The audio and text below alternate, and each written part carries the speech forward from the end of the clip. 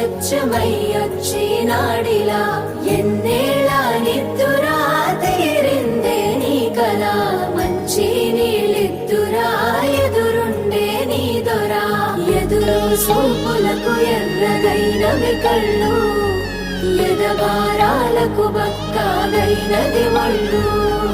కడిగినవే కన్నీటితో తన పాదాలు చేతి కందియ పళ్ళు